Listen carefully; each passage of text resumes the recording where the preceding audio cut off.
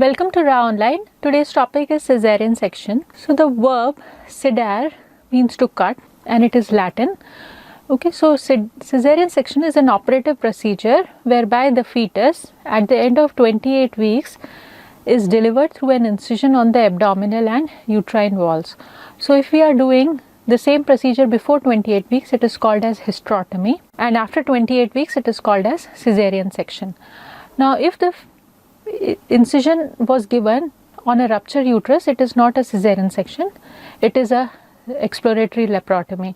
So uterine incision should be given on an intact uterus. Now Caesarean section excludes the delivery of the fetus which is lying free in the abdominal cavity following uterine rupture or in a secondary abdominal pregnancy. So these surgeries are called as exploratory laparotomies and not Caesarean section. Now first Caesarean section is performed and it is called as primary Caesarean section. When a Caesarean section is performed for the second time on a lady, it is called as repeat Caesarean section. Now incidence of Caesarean section is rising because identification of fetus at risk before term, because of the increased fetal surveillance, because of the increased maternal surveillance, because of the high risk for undergoing labor and delivery in case of the various maternal morbidities like gestational diabetes, heart disease in pregnancy, or in case of hypertension in pregnancy or asthma in pregnancy. And other reasons for rising in the incidence of Caesarean section is because of the previous Caesarean section, there is a rise in the repeat Caesarean section. So if the patient has undergone a Caesarean section previously, she is likely to undergo a Caesarean section this time as well, because people are scared for giving trial for vaginal birth after Caesarean. One previous LSCS, we can give a trial for vaginal, but if the previous LSCS number was 2 or more, then the patient should always be delivered by Caesarean section. So one previous LSCS is not an indication for Caesarean, but 2 previous LSCS becomes an indication for Caesarean in the present scenario. Now rising elderly priming gravida. So people have become pregnant for the first time after they are 35 years. So elderly priming is a risk factor for Caesarean section, and there are more of them these days. Then there is a decline in difficult operative or manipulative deliveries.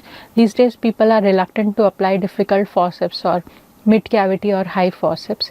And these days people are also scared of the cerebral palsy following the breech vaginal deliveries. So vaginal breech deliveries are being given away in favor for Caesarean sections. So what are the indications for Caesarean section?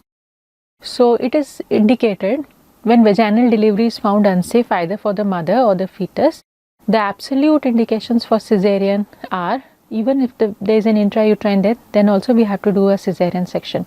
In case of central placenta previa, because placenta is in front of the presenting part and the patient will keep on having antepartum hemorrhage, and the bleeding will not stop till the placenta is delivered for a Caesarean section. So Caesarean section is a life-saving treatment in case of placenta previas.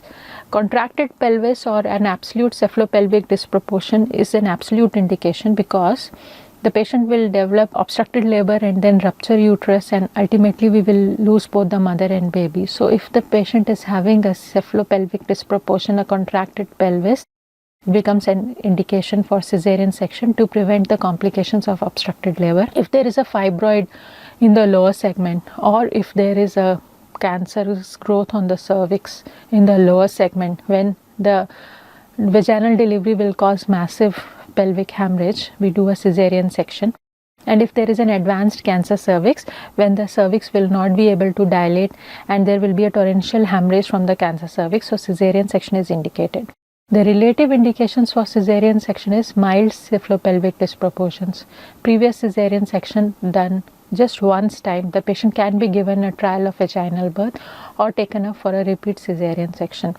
If there is a non-reassuring fetal status and to expedite the delivery of fetal distress, so we have to do a Caesarean section in view of fetal distress or non-reassuring fetal status.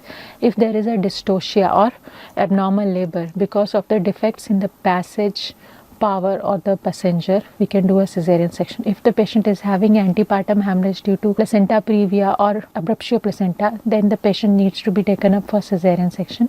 In cases of shoulder presentations and transverse lie, the baby needs to be taken for cesarean section. Breech deliveries can be delivered vaginally or by a cesarean section. If the baby's weight is more than 3 kg, it is better to deliver by cesarean section because of the risk of intrapartum fetal asphyxia. And if the breech is incomplete of the footling or knee presentations or cord prolapse associated with breech, then also patient has to be taken up for cesarean section.